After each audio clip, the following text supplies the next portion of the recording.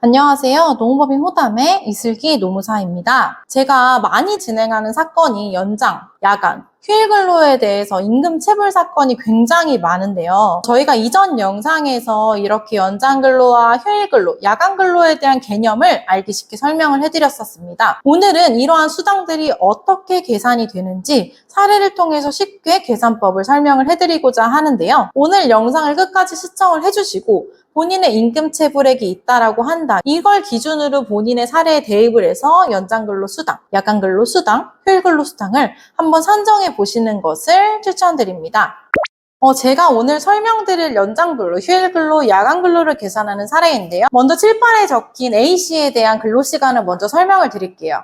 첫 번째로 이분 같은 경우에는 평일에 오전 8시부터 오후 6시까지 근무를 했고요. 중간에 1시간에 대한 휴게시간이 부여되었습니다. 두 번째로는 야간 근무 같은 경우는 주 2회에 이루어졌고요. 오후 10시부터 11시까지 이루어졌습니다. 세 번째로는 주말 근무는 격주 일요일에 9시간, 휴게시간 1시간을 뺀 9시간이 진행이 됐고요. 이분의 통상시급은 따로 임금 항목이 나누어져 있지 않고 기본급 10,000원으로 정해져 있었습니다. 이러한 사례에서 이제 연장, 야간, 휴일 근로를 계산을 해보려고 해요. 저희가 1개월을 4.345주라고 얘기를 하는데 계산의 편의를 위해서 오늘은 4주로 이야기를 하고 계산을 해보도록 하겠습니다. 이 사업장 같은 경우에는 사업장의 근로자 수가 5인 이상이었고요. 5인 이상이라고 한다면 가산수당에 대한 규정이 적용된다라고 생각하시고 수당을 산정해 보시면 될 것 같습니다. 이 A씨가 평일에 근무한 시간은 휴게시간 1시간을 제외하고 9시간이 되는데요. 이 9시간이라고 한다면 법정 소정근로시간인 1일 8시간을 넘어서는 1시간이 연장 근로가 되겠죠. 그러면 이 1시간에 대해서 평일에 대한 5일, 그리고 아까 말씀드린 것처럼 1개월을 4주로 한다라고 했기 때문에 4주로 하면 총 연장 근로 시간이 20시간이 되는데요. 이 20시간에 대해서 이 사람의 통상시급이 10,000원으로 수당이 계산되면 됩니다. 20시간, 네, 통상시급이 10,000원이고요.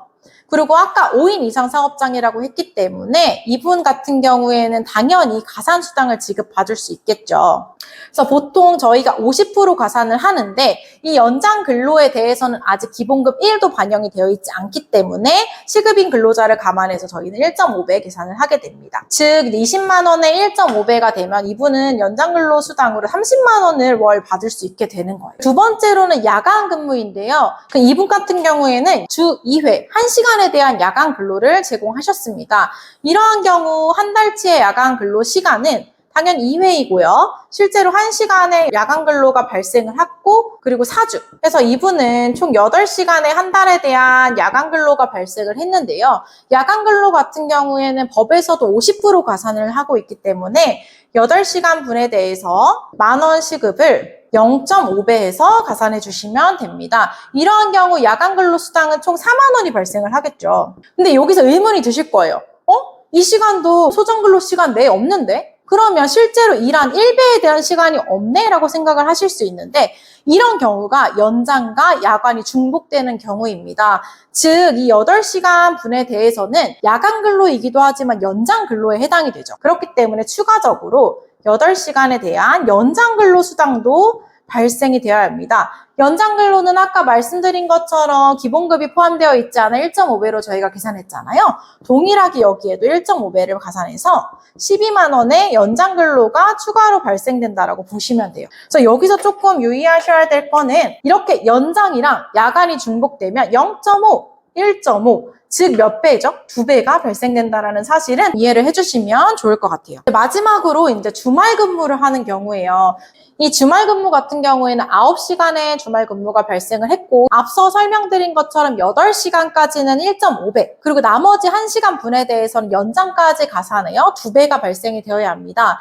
얘는 조금 알기 쉽게 수당으로 바로 이어서 설명을 드릴게요. 즉 8시간까지는 2주에 한 번 이루어졌기 때문에 이거 같은 경우에는 4주가 아니라 2주겠죠. 2주가 들어가고 그 통상시급이 10,000원이었어요. 10,000원에 1.5배가 가산이 되는 구조인 거죠. 그래서 얘를 계산을 하면 8시간에 2주, 통상시급의 1.5배를 계산하면 24만 원이라는 휴일 근로 수당이 발생합니다. 근데 아까 말씀드린 것처럼 이분은 9시간 근무하셨잖아요. 1시간 분에 대해서는 연장 근로도 중복적으로 발생한 부분이라고 생각하시면 돼요.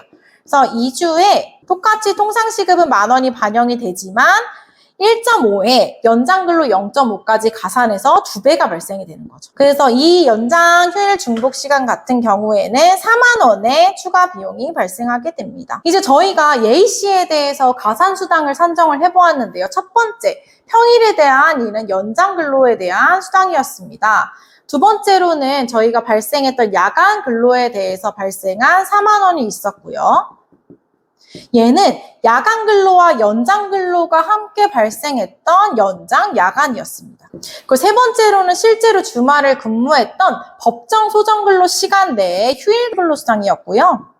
그리고 마지막은 휴일에 근로했지만 연장에 해당되는 휴일 연장 수당입니다. 즉 이분 같은 경우에는 1개월에 받아야 되는 총 가산 수당이 30만 원, 4만 원, 12만 원, 24만 원, 4만 원을 다 더하면 즉 74만 원이라는 매달 가산수당이 발생을 하고요. 이분 같은 경우에 한 달로 치면 74만 원이겠지만 실제로 만약에 받지 못한 기간이 더 늘어난다라고 한다면 이 금액은 굉장히 커질 거예요. 그렇기 때문에 본인이 한 달에 실제로 근무했던 부분에 있어서 가산시간, 가산수당이 얼마인지 정확하게 이렇게 산정을 해보시는 것은 꼭 중요하기 때문에 한번 참고해서 산정을 해보시면 좋을 것 같습니다. 그래서 말씀드린 것처럼 1개월에 대한 이분의 가산수당은 74만 원이 나왔는데요. 저희가 임금채권 소멸시효는 3년이라고 말씀을 드렸죠. 이분이 만약에 이 금액을 직장을 다니는 동안 청구하지 못했어요. 그래서 퇴직 후에 청구를 한다라고 한다면 3년치에 대해서 청구가 가능하고요. 74만 원에 대해서 1년에 12개월 그리고 3년 치 청구가 가능한 부분이기 때문에 작은 금액이 아니라는 점은 꼭 기억을 해주시면 좋겠습니다. 이렇게 사례에서 설명드린 것처럼 임금체불액, 즉 연장근로나 휴일근로, 야간근로와 같은 가산근로 수당을 산정을 할 때 주의하셔야 될 점이 첫 번째로는 본인의 통상 임금이 얼마인지 확인을 하는 것입니다. 이전부터 계속 말씀드린 것처럼 이러한 가상수당은 통상 시급을 기준으로 산정이 되기 때문에 본인의 통상 시급에는 어떠한 항목들이 포함이 되는지 그걸로 산정을 했을 때 통상 시급이 얼마인지는 정확하게 파악을 해보시는 것이 필요합니다. 두 번째로는 야간, 휴일, 연장 근로를 계산을 할 때 각 시간마다 중복되는 시간이 있는지 확인을 하시는 것이 중요합니다. 실제로 야간 근로와 연장 근로가 겹치는 사례가 굉장히 많은데요. 이 부분을 정확하게 산정을 해야 체불액이 정확하게 나오기 때문에 실제로 중복되는 시간이 있는지는 먼저 판단을 해보시는 것이 필요합니다. 세 번째로는 사업장의 요건을 파악을 해보셔야 되는데요. 실제로 이렇게 가산수당이 50% 가산이 된다라고 하는 부분은 이전에 말씀드린 것처럼 5인 이상 사업장에 적용이 되고요. 5인 미만 사업장 같은 경우에는 가산하여 지급하는 것이 아니라 해당 시간에 대해서 그 시급만 지급하면 법 위반이 되지 않기 때문에 본인이 근로를 제공하신 사업장이 5인 이상 사업장인지 정확하게 요건을 파악을 해보시는 것이 필요해요. 제가 이렇게 가산수당에 대한 사건을 많이 진행하다 보니까 중요하다라고 생각이 들었던 부분이 일단 사업장에 대한 근로자 수에 대해서 근로자들이 많이 판단을 놓치신다는 점이 있었고요. 두 번째로는 아까 말씀드린 것처럼 실제로 시간이 중복되는 부분에 대해서 기준 없이 그냥 체불액으로 과도하게 넣는 사례도 굉장히 많았어요. 다만 이렇게 산정을 제대로 하지 않았을 때에는 본인이 산정한 데이터의 신뢰성이 없어지기 때문에 실제 사건을 진행하거나 사업장에 체불액을 요청을 했을 때 지급받지 못하는 경우도 굉장히 많아집니다. 그래서 실제로 저희한테 상담을 주셨던 분도 본인이 산정을 했을 때에는 1,000만 원 이상 금액이 나왔다라고 말씀을 주셨는데 저희가 법적인 기준으로 산정을 해보니 중복되는 시간 아니면 근로자 수가 5인 이상이었던 적 5인 미만이었던 적이 혼재되어 있어서 실제 체불액은 1,000만 원 미만으로 내려간 사례가 있었어요. 근데 다만 사업주한테는 무조건 1,000만 원 이상을 줘야 된다라고 주장을 하고 계셨기 때문에 오히려 이 사건에서의 신뢰성이 굉장히 낮아지고 있던 상황이었는데요.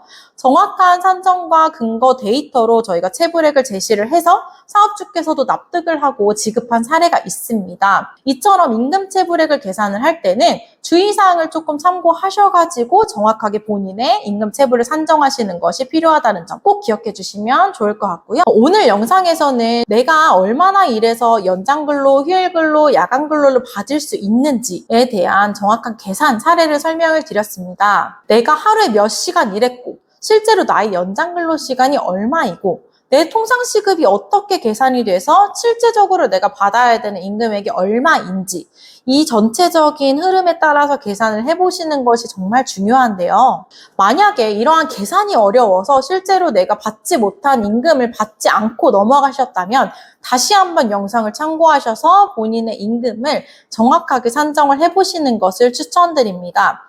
오늘 영상이 도움이 되셨다면 구독 버튼, 좋아요 버튼 부탁드리고요. 앞으로도 근로자들한테 유익한 정보 많이 제공해드리겠습니다. 노무법인 호담의 이슬기 노무사였습니다. 감사합니다.